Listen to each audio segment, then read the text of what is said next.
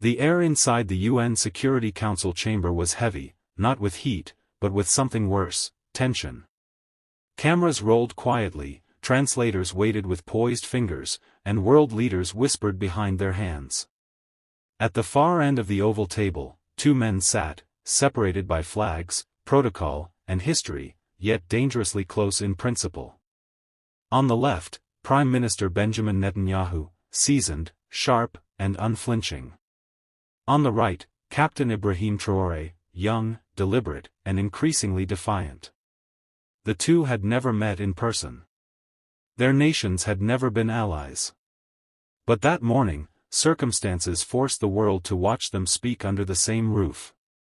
The moderator had barely finished introducing the next speaker when Netanyahu cut in. "I don't need a speech," he said coolly, his voice echoing across the marble chamber. "Let's stop pretending. This man," he gestured slightly, not even turning to Traore, "represents nothing but chaos dressed as rebellion. He's not a leader. He's a symbol. And symbols crack under pressure." A few gasps. Some laughter from Netanyahu's delegation. But Traore didn't flinch. Instead, he waited. Calm. Measured. His eyes fixed on Netanyahu. When he finally stood, the room went still. No notes. No script. Just Traore, one hand resting on the table, the other clutching a folder stamped with the seal of Burkina Faso. "You call me a symbol," Traore began, his voice low but clear. "Maybe I am. But I am the symbol of something your drones, your dollars, and your diplomacy couldn't destroy." Dead silence. "You've had decades," he continued. "Decades to turn my continent into your chessboard. And still, here I stand. Still, my people rise. Not because we want war. But because we remember everything you tried to make us forget." Netanyahu leaned back, his smirk thinning. Traore wasn't finished. "You sit there surrounded by your alliances, your nukes, and your headlines. But I come from a place where children dig through dirt to find gold they'll never touch. And yet they still sing. They still believe. That makes me more dangerous than you'll ever understand." The moderator tried to interrupt. "Mr. President, perhaps we should." "No," Traore said, his voice firmer now. "Let him hear it." Then he turned fully to face Netanyahu for the first time. "You said I'm just a symbol. But the truth is, I'm the symbol you couldn't kill. And every time you underestimate me, that symbol grows stronger." Gasps. Silence. And somewhere in the back, a camera operator whispered, "Did we just witness history?" The corridors outside the chamber buzzed with media frenzy. Headlines were already forming. Traore's words had pierced through diplomatic formalities like a blade, and Netanyahu knew it. But the Prime Minister wasn't the type to back down. Within minutes, his aides had pulled him into a private suite inside the UN complex. There, shielded from the press, Netanyahu paced in front of a wall of security screens showing live news feeds. "Who coached him?" he snapped. "No one speaks like that unless they're trained." An aide muttered, "Sir, it seems he wrote it himself." No notes. No teleprompter. Netanyahu laughed coldly. "So now we're dealing with a revolutionary who memorizes insults." But it wasn't the insult that bothered him. It was the calm. Traore had delivered a dagger while sounding like a professor. No anger. No shouting. Just facts, and conviction. Across the hall, Traore stood alone before the press. A single podium. Dozens of flashing cameras. A reporter shouted, "President Traore, do you regret what you said to Prime Minister Netanyahu?" "No," he said flatly. "I regret that I had to say it at all." Another asked, "Do you think it's wise to provoke a global power?" Traore smiled. "Is it wise to provoke the oppressed for 50 years and expect silence forever?" That quote exploded on Twitter within minutes. Back in the suite, Netanyahu's face hardened. Enough, he muttered. Set up a private meeting. I want to speak to him, off camera. His aides hesitated. Sir, that might be. I said now. That evening, under tight security, an off-the-record meeting was arranged in a side room beneath the UN tower. The setting was stark. A single long table. 2 chairs. No press. No advisors. Just Traore and Netanyahu, alone. Netanyahu arrived first. He didn't sit. Traore entered with the same composure he had on stage. He placed a leather folder on the table, looked Netanyahu in the eye, and waited. You think you're untouchable now? Netanyahu began, voice low but sharp. You think you embarrassed me in front of the world? I didn't come here for you, Traore replied. I came for the people who never get a microphone. Netanyahu laughed. You think your words matter? Let me explain something. Symbols fade. Real power doesn't. Traore nodded slowly. And real power, he said, is when you no longer need anyone's permission to tell the truth. Netanyahu's fists clenched, subtly, but Traore saw it. And in that moment, both men realized, this wasn't just a conversation. It was a declaration of war, not with weapons, but with narratives. In the quiet of that dimly lit room, the mask of diplomacy slipped. You know what I see when I look at you? Netanyahu asked, stepping closer to the table. A man drunk on applause. You mistake applause for legitimacy. Traore didn't blink. And you mistake silence for submission. The tension was no longer theoretical. It pulsed through the air like static. The table between them suddenly felt far too small. Netanyahu leaned in, his voice lower, colder.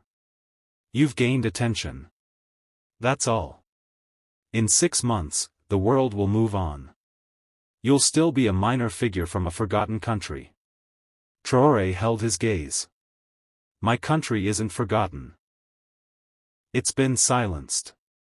And there's a difference. There was no rage in his tone. Just steel. Netanyahu, taken aback by the young leader's resolve, changed tack. Fine. You want to play statesman? Here's a lesson, geopolitics isn't poetry. It's pressure. We apply it, or it's applied to us. That's how it's always worked. That's how it always will. Traore replied, not if we change the rules. Netanyahu narrowed his eyes. You won't get far. You don't have the banks. You don't have the weapons. You don't even have the media. Traore stepped forward now. But I have something you don't, he said calmly. I have people who believe again. People who have nothing, and therefore, nothing to lose. That's more dangerous than your missiles. News of the private meeting leaked within hours. No video, no transcript, but insiders hinted that it had ended with Netanyahu walking out first. That alone said enough. Western journalists scrambled to get quotes. African media, on the other hand, called it the conversation of the century. On local radio in Ouagadougou, callers wept with pride. He stood for us, one farmer said. He didn't bow. Netanyahu's team went into damage control. Press releases framed Traore as reckless and naive, warning of rhetoric that undermines progress. But every time they attacked him, his popularity soared. Memes flooded social media. A picture of Traore at the podium with the caption. Not a symbol. A storm. And in Israel, something unexpected happened. Not everyone was on Netanyahu's side. Some progressive voices questioned why a prime minister would spend so much political energy attacking a young African leader. One columnist wrote, "If he's truly insignificant, why are we so afraid of what he says?" The next morning, Traore received an invitation he hadn't expected, a closed-door roundtable at the Council on Foreign Relations in Manhattan. The guest list? global economists, think tank elites, and Western diplomats. A space not built for people like him. His advisors were skeptical. They want to contain you, one warned. Then let them try, Traore replied. I'll speak where they listen, or where they pretend to. Inside the conference room, the atmosphere was academic, sterile. Coffee cups, leather chairs, screens filled with graphs. Traore, in his traditional dark blue bubu, looked out of place by design. The moderator introduced him with a thin smile. President Traore has certainly made headlines. Today, perhaps he can offer some clarification. Polite laughter. Traore took the mic, paused, then began. Let me make this simple. Africa is not a charity case. We are not a sandbox for Western experimentation. We are the origin, and we remember what was taken. Several faces tightened. You analyze us as if we are a problem to solve. But the problem, he continued, eyes scanning the room, is the assumption that power must always flow in one direction, and that direction leads here. A woman from a European Development Bank interrupted, trying to reframe the conversation. Mr. President, with respect, wouldn't it be more productive to talk about partnerships instead of blame? Traore turned to her, calm. A partnership built on debt, conditions, and dependency, is not a partnership. It's a leash. The room froze. Back at the UN, Netanyahu watched the footage as it aired live. He's not just talking to us anymore, one of his aides said. He's talking to everyone we've kept quiet for decades. Netanyahu didn't respond. His silence said everything.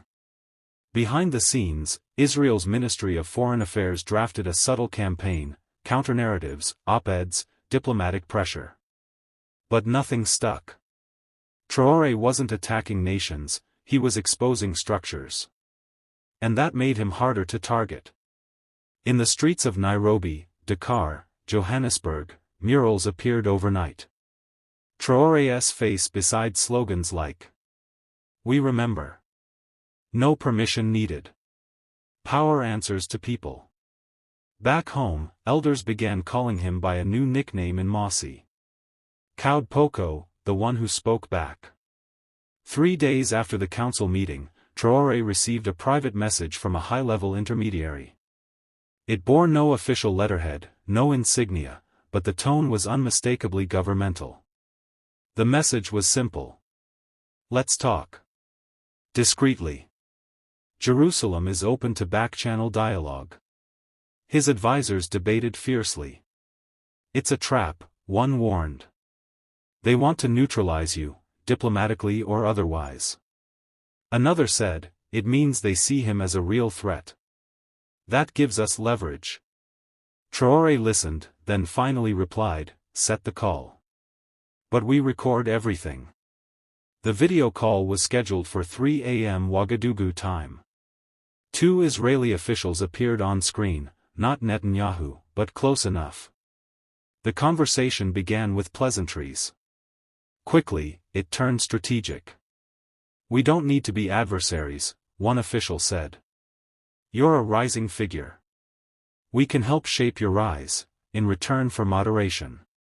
Define moderation, Traore asked. No more inflammatory speeches. No more talk of colonial theft. Focus on development, security. Stay away from history. Traore smiled, cold and knowing. You want me to be quiet. But still look proud. We want you to be successful, but not destabilizing. There it was, the unspoken fear. He wasn't just a regional leader. He was becoming a narrative disruptor. When the call ended, Traore didn't speak right away. He stared at the frozen screen, the pixelated faces of men who spoke in offers but moved in threats. They don't want peace, he finally said to his advisor. They want obedience. The next morning, he released a short video. No script. Just him. Seated beneath a baobab tree, wind brushing his shoulders. I have been asked to moderate, he said. But I have seen too much silence dressed as peace. I was not elected to be quiet. I was chosen to speak the truth, especially when it's uncomfortable. The video went viral in under an hour. Netanyahu, watching from his residence, scowled. This is no longer just about Africa, he muttered. And he was right. Across Latin America, Southeast Asia, even parts of Eastern Europe, activists, students, and writers began sharing clips of Traore. They called him the voice from below. He wasn't asking for power. He was proving you didn't need permission to wield it. It started in Accra. Then in Tunis. Then Bogotá. Student assemblies began quoting Traore in their speeches. Not just African students, but young people from forgotten corners of the world who recognized the tone of someone speaking without fear. On a university wall in São Paulo, a mural appeared overnight. It showed Traore's silhouette, fist raised. The words underneath. Silence isn't neutral. It's permission. Meanwhile, Netanyahu's inner circle grew restless. His polling numbers, stable for months, had taken a subtle hit. Not because of Traore directly, but because of the narrative building around him. Why is this man dominating headlines? Netanyahu demanded in a late-night meeting. He controls no military. He controls no bank. And yet here we are, reacting to every word. An aide, younger than the rest, responded carefully. Because he doesn't speak like a politician. He speaks like someone who wasn't supposed to be heard, and that resonates. Netanyahu slammed his hand on the desk. We've faced states. We've faced armies. I will not be undermined by a speech. But in the streets, the momentum was unmistakable. Burkina Faso's embassies began receiving letters, not from governments, but from citizens around the globe. One read, "I'm 22. I've never heard a leader talk like you. You made me believe we're not too small to matter." Traore didn't seek to lead a global revolution. But the vacuum was real, and people were filling it with his voice. Back home, farmers in Bobo Dioulasso began wearing shirts that read, "Unbought. Unbroken." In the marketplaces, old men repeated his UN quote like scripture. I regret that I had to say it at all. It had become more than a line. It was now a worldview. At a diplomatic dinner in Brussels, a German ambassador raised his glass and half-joked. Who knew the most dangerous leader of 2025 wouldn't carry a gun, but a sentence? Everyone chuckled nervously. That same night, Netanyahu returned to his private study. He stared at a photo on his desk, a black and white shot of him shaking hands with a former African president, a man who had once promised allegiance in exchange for aid. They used to call, he muttered. Now they retweeted Traore. The Global Economic Summit in Geneva was supposed to be routine, press releases, panels, carefully curated speeches. But the moment it was announced that both Netanyahu and Traore would attend, the energy shifted. Security tripled. Media outlets scrambled. Analysts labeled it the most anticipated ideological clash of the decade. When the day came, the conference hall buzzed with unease. Netanyahu was scheduled to speak first. He walked to the podium with practiced composure, speaking of stability, responsibility, and the burden of mature leadership. His tone was firm. His gaze was fixed. And near the end of his speech, his voice sharpened. We must not confuse noise with vision. We must not allow those who romanticize rebellion to derail decades of real progress. Everyone knew who he meant. Polite applause followed. Then, Ibrahim Traoré walked on stage, no notes, no entourage. He began not with rebuttal, but with silence.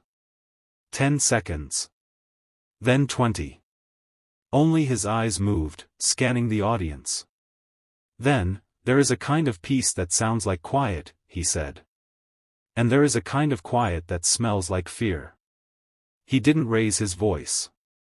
He didn't need to.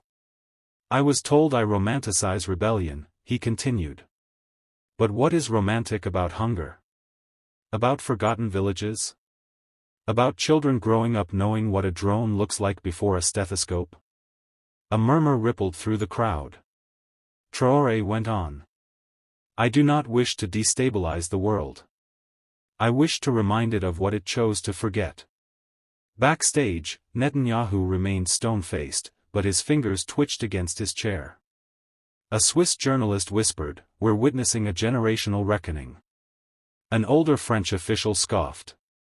"We're witnessing theater." But a delegate from South Sudan leaned in and said softly, "Sometimes, theater is the only way to tell the truth they don't want to hear." That evening, clips from the summit flooded every social platform. One shot in particular went viral, Netanyahu frowning in the front row, Traore on stage behind him, speaking with quiet fire. The caption? "The Empire speaks. The Earth replies." 2 days after the Geneva summit, Ibrahim Traoré sat down for a rare interview with an American journalist, Valerie Crane, known for hard-hitting questions and no tolerance for fluff. The studio was neutral, gray walls, clean desk, no national flags. But the world was watching. Crane leaned forward, eyes sharp. "President Traoré, let's be direct. Some say you're becoming a cult figure, not a head of state. Do you enjoy the spotlight more than the responsibility?" Traoré didn't flinch. "I didn't ask for the spotlight," he said. "But if standing in the light reveals what others hid in the shadows, I'll stay." She pressed on. "You've been accused of fueling anti-Western sentiment. Is that your goal?" "My goal," he said calmly, "is to fuel dignity. If that threatens anyone, perhaps they should ask themselves why." Then came the question everyone waited for. "Netanyahu called you a symbol. Are you?" Traoré paused. "A symbol only matters," he said slowly, "if it survives fire." Crane leaned back. "And have you?" "Every time I speak, someone tries to burn what I stand for. And every time," he added, voice steady, "more people light their own flames." That single answer rippled across platforms. Within hours, the quote was turned into graffiti, t-shirts, even protest chants. A symbol only matters if it survives fire. Netanyahu's office, meanwhile, issued a rare statement. Leadership requires maturity. Some prefer performance. Israel continues to stand for responsibility. But even Israeli newspapers acknowledged a shift. Traoré wasn't going away. He was growing. In a private think tank memo leaked weeks later, one line stood out. "We miscalculated. Traoré is not seeking approval, he is revealing our architecture." Back in Burkina Faso, Traoré walked the dusty roads of a village recently connected to solar power, part of a Pan-African initiative he had quietly launched. A little girl, barefoot and beaming, ran up to him. "Mama says you're not afraid of the big men." Traoré knelt and whispered back, "Tell Mama, I'm only big when you believe you are too." It was supposed to stay hidden, a declassified memo buried deep in a European intelligence archive. But someone leaked it. Titled Project Contain, Emerging Influence in the Sahel, it detailed coordinated efforts by several Western powers to monitor, discredit and, if necessary, politically isolate Ibrahim Traoré. The language was clinical. Neutralize messaging impact. Restrict diplomatic amplification. Engage proxies to challenge legitimacy. It was a bombshell. Within 48 hours, media outlets from Nairobi to New York picked it up.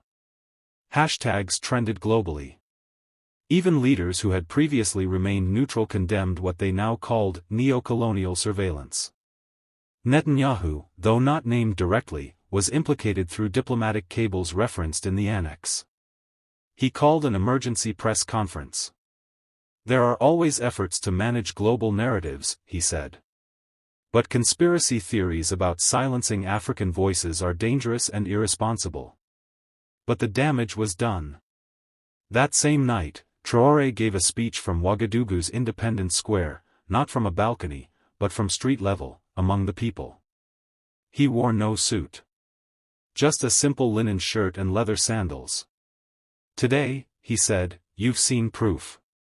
They fear not our weapons, but our words. Not our soldiers, but our students." The crowd erupted. "We were once told our history began with their arrival. Now they panic because we're writing our own chapters." He looked directly into the cameras. "To those who try to erase us quietly, your silence is no longer enough. The world is listening now." International media couldn't ignore it. CNN aired the full speech uninterrupted. The BBC offered simultaneous translation. Even Al Jazeera ran a primetime feature. "The Soft Revolution: How Traore is Rewriting Power." Netanyahu, watching from a secure location, muttered under his breath, "We created this. Every time we dismissed him, we built him." His chief aide asked, "Do we respond again?" "No," Netanyahu said bitterly. "At this point, anything we say only echoes him louder." 6 months later, at the African Continental Forum in Dakar, the room rose in applause before Ibrahim Traoré even spoke. He stood not as a rebel or a provocateur, but as something more unsettling to his critics, a consistent leader. The stage bore a simple inscription behind him. "No throne. Just soil." He approached the podium slowly, letting the silence breathe. Then, "We were once called just a symbol. A symbol of resistance. Of provocation. Of chaos, even. And yet, here we stand, not burned, not buried, but blooming." His voice was firm, but warm. "They tried to make symbols our cage. But symbols, when chosen, can also be a sword." He gestured gently to the audience. "You are not here to cheer a man. You are here to witness yourselves. This, all of this, was built not with money, not with permission, but with belief." In Tel Aviv, Netanyahu watched from a quiet office. The screen showed Traore, surrounded by a sea of African, South American, and Southeast Asian leaders, many of whom had once been considered peripheral, now standing at the center of global conversation. A staffer whispered, "He just signed a coalition trade agreement with Brazil, Indonesia, and Egypt." Netanyahu didn't respond. He stared at the screen, eyes narrowed, jaw tight. Then finally, almost to himself, "I told him he was just a symbol." A pause. "But I never asked what he symbolized." Back in Dakar, Traoré stepped off stage. A young journalist rushed to him, breathless. "President Traoré, what would you say to Netanyahu now, if you had the chance?" Traoré turned, smiled softly, and said, "Nothing. He already heard me. The world did too." He walked away, not with guards, not with an entourage, but through the crowd, handshakes and eye contact at every step. And above the forum entrance, a new banner had been raised. A symbol they couldn't destroy. And so, what began as a dismissive jab, "You're just a symbol," became the fire that lit a movement. Ibrahim Traoré never shouted. He didn't need to. His calm became louder than fury. His restraint more disruptive than rage. While some leaders flexed power, he wielded presence. And the man who was once underestimated, by presidents, prime ministers, and power brokers, stood not as a reaction, but as a new direction. A reminder to the world that dignity doesn't ask for permission. And symbols? Sometimes, they survive the fire. Sometimes, they are the fire.